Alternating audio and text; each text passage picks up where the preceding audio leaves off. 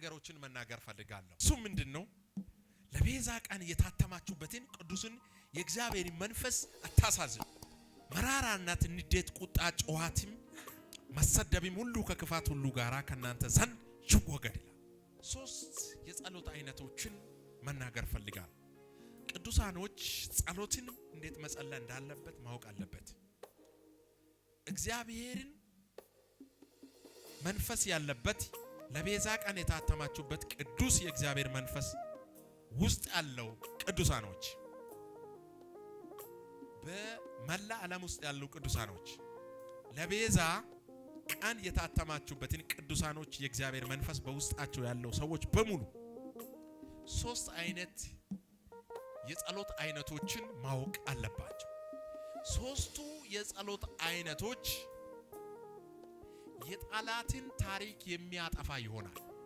ሶስቱ የጸሎት አይነቶች በእናንተ ህይወት ላይ ሰይጣንና የሰይጣን ሰራተኞች አቅም እንዳያገኙ ያከትማል። ሶስቱ የጸሎት አይነቶች በህይወታችሁ ላይ ሆኖ የማይታወቅ ታምራቶችን ያስቀጥላል። ሶስቱ የጸሎት አይነቶች ጠላት በእናንተ ላይ ተጽዕኖ እንዳያመጣ እንዳትታለሉ በዲያብሎስ ስር ቁጥጥር ውስጥ ላይ እንዳትገቡ የዲያብሎስን ታሪክ ሽባ ያረጋል። የመጀመሪያው የጸሎት አይነት አንዱ የሚሆነው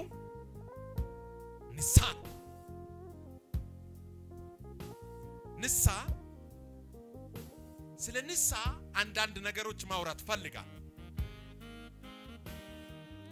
ስለ ንስሐ ጸሎት ብዙ ጊዜ ንስሐ ጸሎት ሲባል ብዙ ሰዎች ለመጸለይ ይፈልጉ። ጸሎት ከመጀመር በፊት የመጀመሪያ የሚቀድመው የንስሐ ጸሎት ነው። ለምንድነው? አጋንንታዊ የሆኑ ትምህርቶች አለ። ለምሳሌ እኔ አንዴ ድኛለሁ ከዚህ በኋላ ንስሐ መግባት የለም የሚሉ ሰዎች በምድሪቱ ላይ አለ። አንዴ ከዳንኩ በቂ ነው ንስሐ መግባት የለበትም በማለት የሚያምኑ ሰዎች አሉ። እነዚህ ሰዎች አጥፍቶ ጠፊዎች ናቸው። እነዚህ ሰዎች ከእግዚአብሔር ጋር አላስፈላጊ ልምምድና የአመት ትምህርት የሚሰጡ ሰዎች ናቸው። እግዚአብሔርን ያሳዝን ሰዎች፣ በልጁ በክርስቶስ ደም የተዋጀን ሰዎች ኃጢአታችን በክርስቶስ ደም ኦሬዲ ተሰርዮልናል። ግን እለት በእግዚአብሔር ፊት ላይ ንስሐ መግባት ጸሎት ከእያንዳንዳችን ይጠበቃል። ከዚህ አንጻር አንዳንድ ሰዎች ምን ይላሉ? ከእግዚአብሔር ጋር እኩል ለመሆን ሲፈልጉ ንስሐ አይገቡ።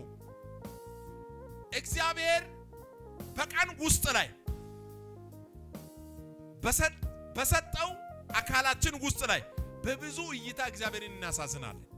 አይን በማየት፣ ጆሮ በመስማት፣ አይምሮ በማሰብ እግዚአብሔርን የምናሳዝንበት በብዙ መንገዶች ስላለ በማወቅም ባለማወቅም ቢሆን በእግዚአብሔር ፊት ላይ ኃጢአታችሁን ተናዘዙ፣ እርስ በራሳችሁ ኃጢአታችሁን ተናዘዙ፣ እግዚአብሔርም ይቅር ይላችኋል ይላል።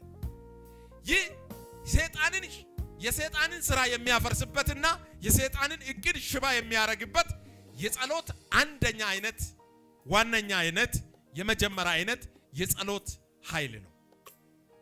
ንስሐ ቅዱስ መንፈስን የምናሳዝንበት ለቤዛ ቀን የታተምንበትን ቅዱስ መንፈስን የእግዚአብሔርን መንፈስ ያሳዘነነውን በምህረቱ በንስሐ ጸሎት እንደገና የመንፈስ ቅዱስ ስራ ይቀጥላል።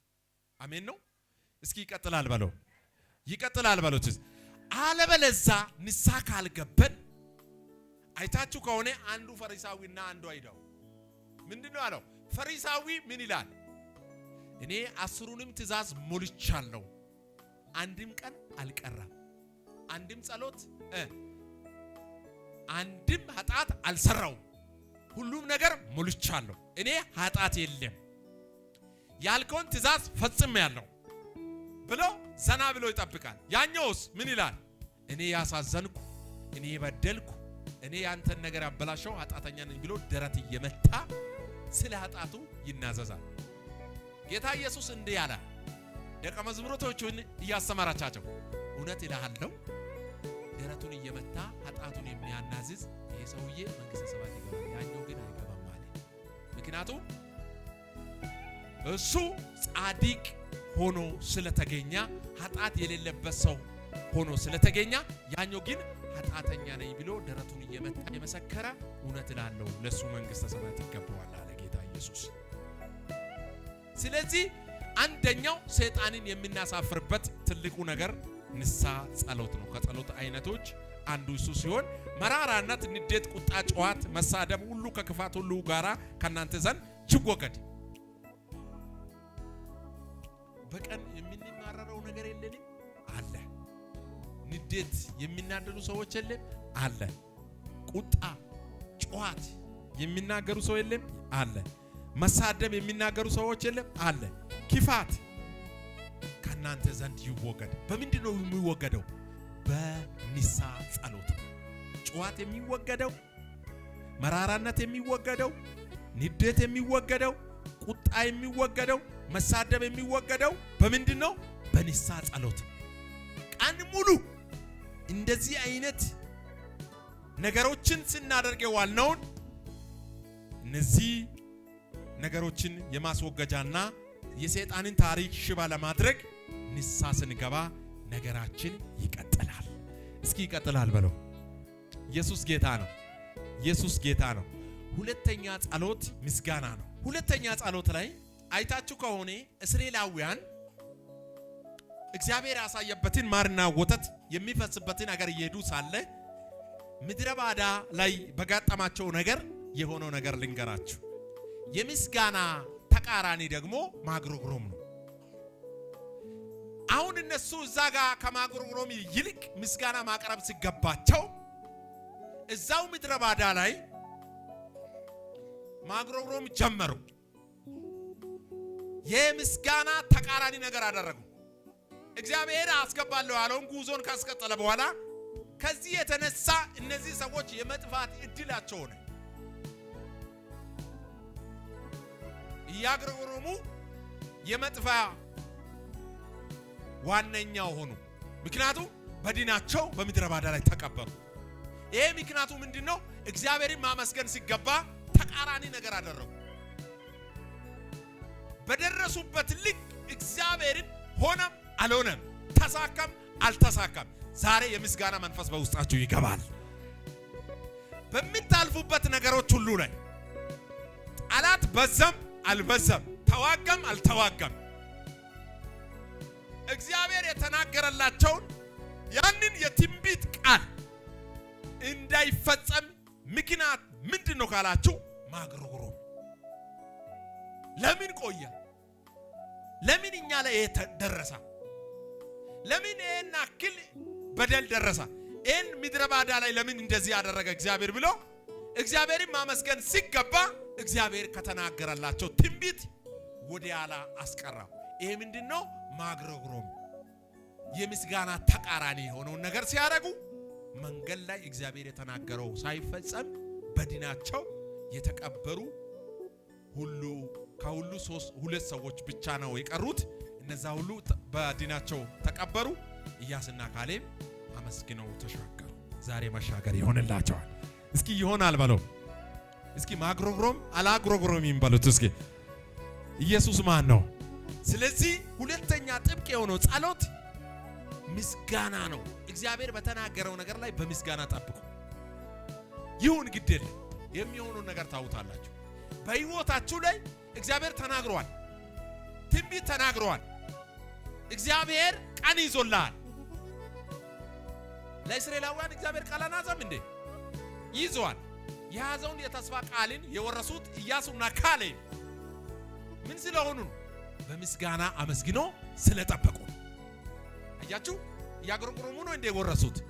በምስጋና እያመሰገኑ ያንን ማርና ወተት የሚፈሰውን ምድር ረጃጅሞችን ጥሶ ገብተው ኢናቃውያንን፣ ከላዳውያንን፣ ኢያቡሳውያንን የሚያስፈራሩትን ረጃጅሞችን እንደ እንጀራ የጎረሱት በማመስገን ነው። አሜን ነው። እስኪ በማመስገን በሉት። እስኪ ረጃጅሞቹን በለው፣ ትልልቅ የሚመስሉ በለው፣ አስፈሪ የሚመስሉ በለው፣ በአንድ ጎረስኩ በለው። አሜን ነው። በፊታችሁ ላይ የሚያስፈራሩ የሚሰልሉ አሉ። ዛሬ እንደ እንጀራ ትጎርሳላችሁ። በማመስገን እንደ እንጀራ ትጎርሳላችሁ።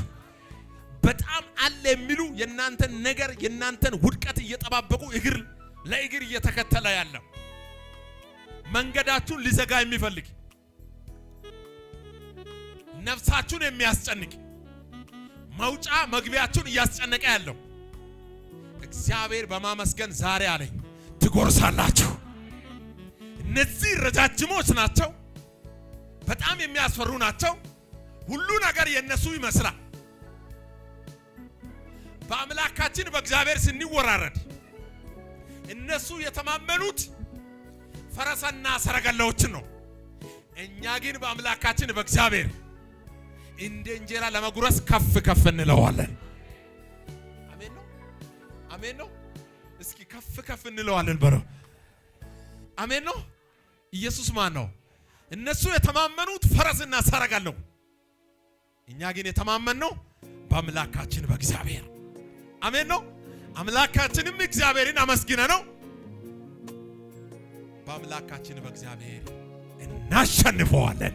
እስኪ እኔ አሸናፊ ነኝ በለው። አሜን ነው። ሶስተኛ ከመድረሴ በፊት እንዴት ማመስገን እንዳለብን ሐዋርያት ሥራ ምዕራፍ 2 ከቁጥር 47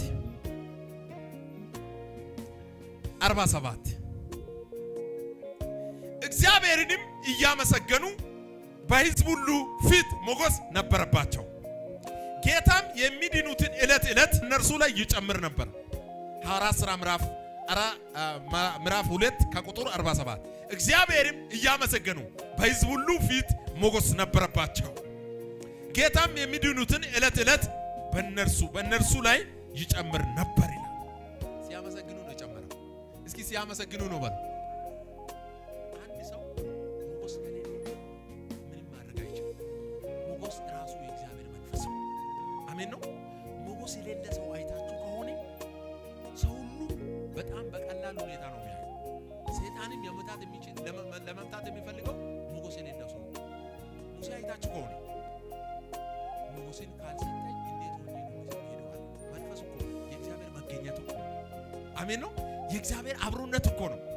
እኔ እንዴት ሆኜ እሄዳለሁ? ይሄንን ሕዝብ ከግብጽ ይዤው ቀይ ባህሩን በሁለት አካፍዬው የሚሄድበት ምን ይስጠኝ? በሕዝቤ ፊት ሞገስን ስጠኝ።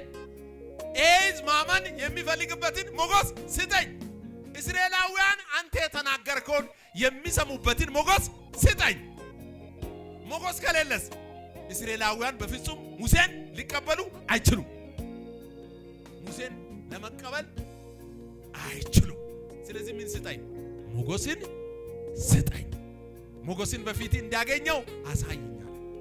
እግዚአብሔር ሞገስ ሰጠው። ቀይ ባህሩን ለማሻገር በሞገስ አሻገረው። እግዚአብሔር ድል ሰጠለት።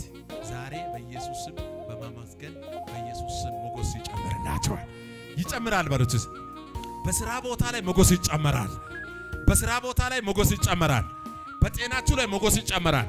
በትዳራችሁ ላይ ሞገስ ይጨምራል። በልጆቻችሁ ላይ ሞገስ ይጨምራል። እስኪ ሞገስ በሉት። ሞገስ መንፈስ ነው። የእግዚአብሔር መንፈስ ነው። ግንባሬ ላይ ሞገስ ካለ ይፈራል። ሞገስ ዛሬ ይደረግላችሁ። በሞገስ ምስጋና እያመሰገኑ በሕዝብ ሁሉ ፊት ላይ ሞገስ ነበረባቸው። ጌታም የሚድኑትን ዕለት ዕለት በእርሱ ላይ ይጨምር ነበር። ሞገስ ያለበት ቦታ እግዚአብሔር መንፈስ ይሉና ይንቀሳቀሳል። ፕሬዘንቴሽን ይንቀሳቀሳል። ስለዚህ ሁለተኛ ጸሎት ምንድነው? ምስጋና ነው። ለእግዚአብሔር ምስጋና መስጠት አለባችሁ። ምስጋና በሰጣችሁት ልክ ምን ይሆናል? ሞገስ ይጨምርላችኋል። እናንተን ማንም ሊነካችሁ አይችልም። ሊነካ እንኳን ቢመጣ ይመታል። አሜን ነው። እስኪ ይመታል በለው። በቃ እናንተን ለመምታት የሚንቀሳቀሱ ሞገስ ስላላችሁ በሞገሱ ኃይል የተነሳ ጠላቶቻችሁ ምን ይሆናል? ይዋረዳል። እስኪ ይዋረዳል በለው። ሶስተኛ ጸሎት እንደኛ ጴጥሮስ ምዕራፍ 5 ከቁጥር 8 ሶስተኛ ጸሎት አይነት የጠላትን ሥራ መቃወም ነው።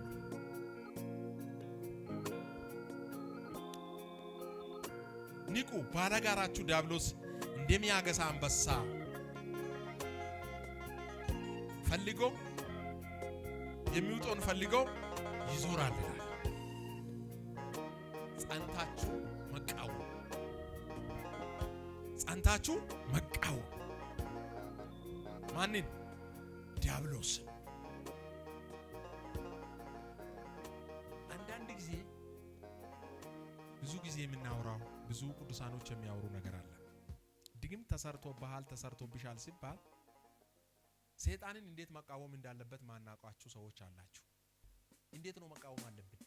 ድግምት ተሰርቷል ሲባል ድግምት ስለተሰራ ነው እኛ የምንቃወም። በኢየሱስ ስም እንላለን። በኢየሱስ ስም ጥሩ ሲሆን በእምነት ነው ወይስ በአፍ ነው የተናገራችሁ? ይሄን ማወቅ አለባችሁ። ሰይጣን ደግሞ በአፍ የተናገራችሁ በፍራቻ የተናገራችሁ ነው?